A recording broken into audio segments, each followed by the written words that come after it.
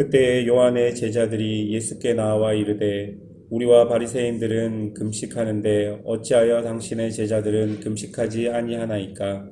예수께서 그들에게 이르시되 혼인집 손님들이 신랑과 함께 있을 동안에 슬퍼할 수 있느냐? 그러나 신랑을 빼앗길 날이 이르리니 그때에는 금식할 것이니라. 생배 조각을 낡은 옷에 붙이는 자가 없나니 이는 기운 것이 그 옷을 당기어 헤어짐이 더하게 됨이요 새 포도주를 낡은 가죽 부대에 넣지 아니하나니 그렇게 하면 부대가 터져 포도주도 쏟아지고 부대도 버리게 됨이라. 새 포도주는 새 부대에 넣어야 둘 다 보존되느니라. 예수께서 이 말씀을 하실 때에 한 관리가 와서 절하며 이르되 내 딸이 방금 죽었사오니 오셔서 그 몸에 손을 얹어 주소서.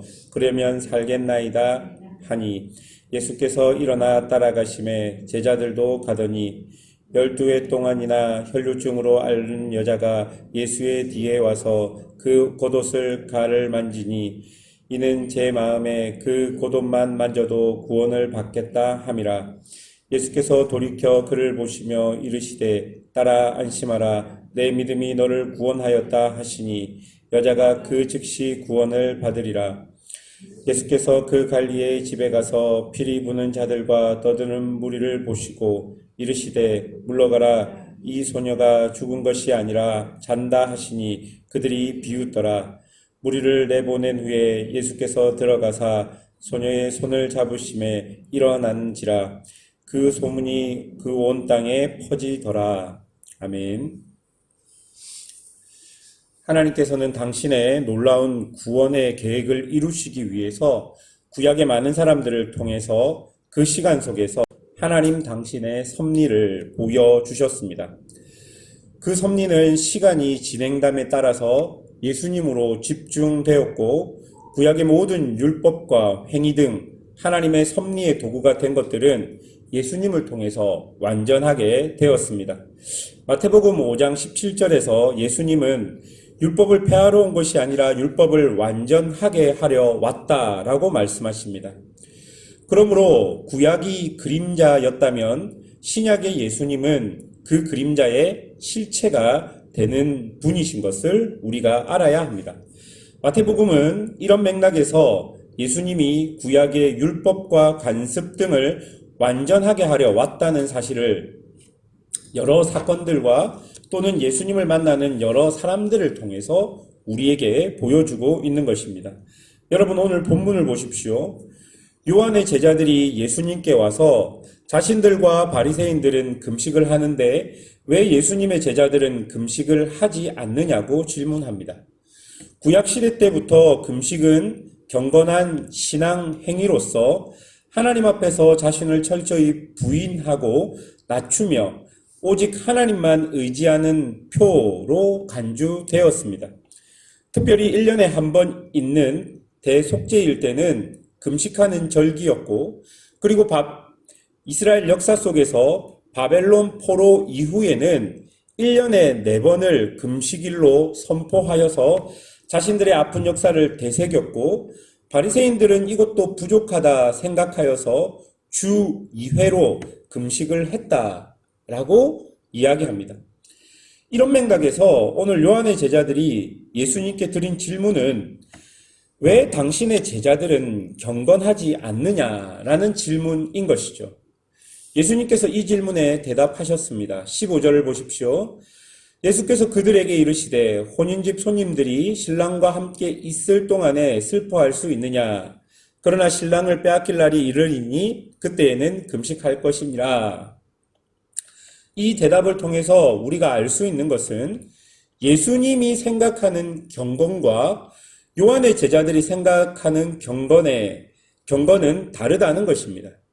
요한의 제자들과 바리새인들은 구약의 맥락에 따라서 그 시대 사람들이 자신을 경건하게 하기 위해서 하는 그 행동을 통해 경건과 거룩이 이루어진다고 생각했다면 예수님께서는 그 모든 경건을 위해 행위하는 행동이 향해야 하는 목표와 목적을 우리에게 보여주고 있는 것입니다. 그러니까요, 금식을 통해서 우리는 경건해질 수 있습니다. 그런데 그 금식이 하나님을 향하지 않고 자신의 종교적 모양을 위한 것이라면 아무리 금식을 해도 경건해질 수 없다는 것을 이야기하고 있는 것이죠. 지금 예수님은 구약의 그 모든 행위가 자신에게 집중되고 자신에게 향해야 한다고 말하고 있는 것입니다. 그러니 이미 제자들은 말씀이 육신이 되어 하나님의 언약의 실체가 되시는 예수님과 함께 하고 있기에 더 나은 의 혹은 새 언약의 시대에 들어와 있다는 것을 우리에게 보여주고 있는 것입니다. 여러분, 이제 예수님을 통해서 새 언약의 시대가 열렸습니다. 그토록 구약의 백성들이 기다렸던 그 시대, 하나님의 언약이 이 땅 위에 실현된 그 시대가 열렸기에 구약의 모든 그림자들의 실체가 예수님인 것을 우리는 분명히 알아야 합니다.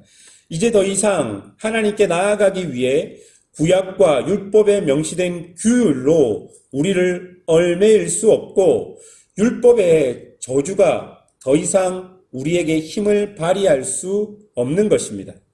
이처럼 우리 또한 새 언약의 백성들입니다. 그 어떤 행위를 통해 하나님께 나아가는 것이 아니라 오직 독생하신 아들 예수님의 은혜가 우리를 하나님께 나아갈 수 있게 하셨고 성령님께서 내주하심으로 지금도 하늘로부터 오는 신령한 은혜를 경험할 수 있는 것입니다. 물론 이 기반 위에 우리의 종교적인 열심을 세운다면 우리는 더 깊은 영적 경험을 할 수 있는 것입니다. 하지만 종교적 열심이 하나님 없이 나를 드러내기 위한 것이라면 그것은 오히려 아직까지 우리가 구약의 시대에 머물러 있는 그런 사람이 될 수밖에 없음을 우리가 오늘 본문을 통해 배워야 합니다. 쉽게 이야기해서 여러분들이 예배를 드리고 성경을 읽고 기도를 하는 그 모든 행위가 그 행위 자체로 여러분을 의롭게, 경건하게, 거룩하게 만드는 것이 아니라 그 행위가 진실로 향하게 하는 그 예수님, 그것이 동기가 되어서 그 행위들을 통해서 예수님께 더 가까이 갈 수 있다면 그것이 바로 우리를 경건하게 하는 것임을 우리가 기억해야 하는 것입니다.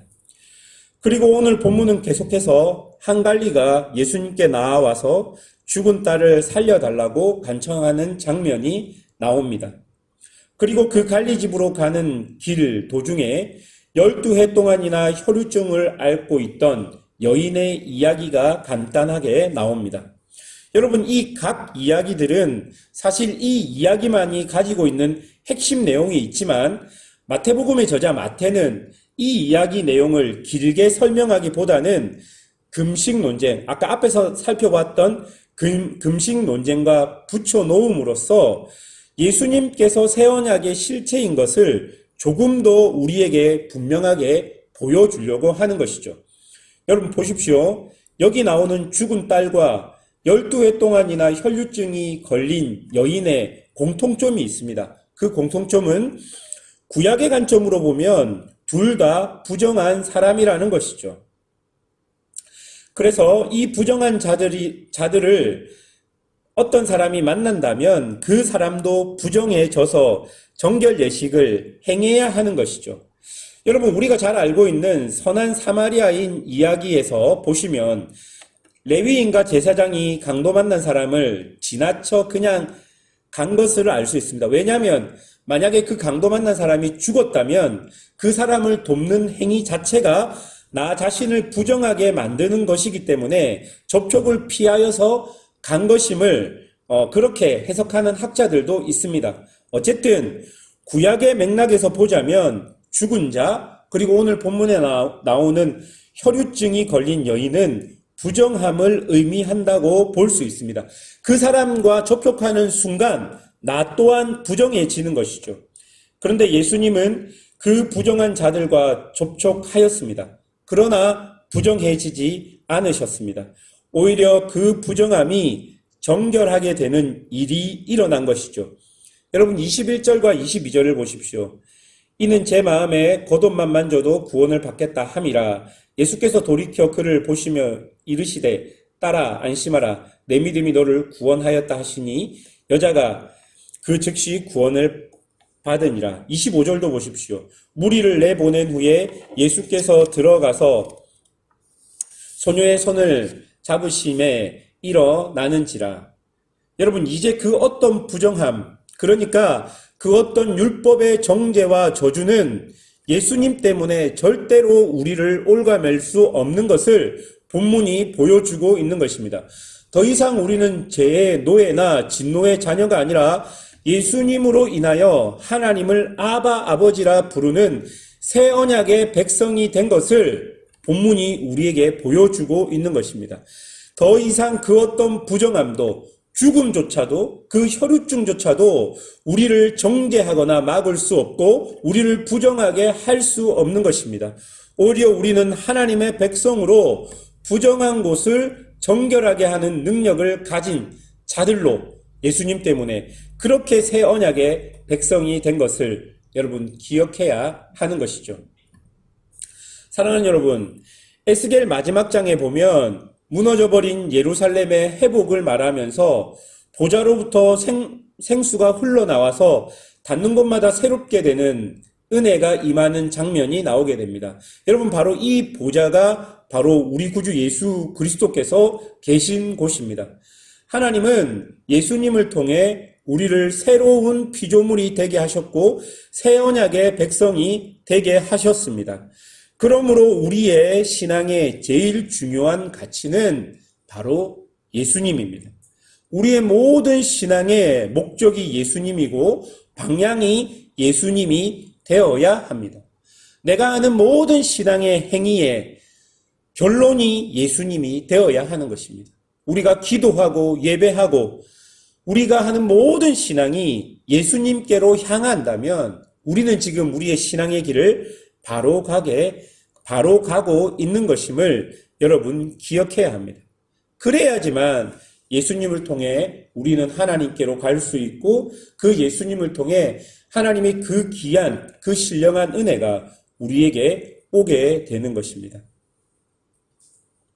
말씀을 맺겠습니다. 오늘 본문은 분명히 우리에게 이야기합니다.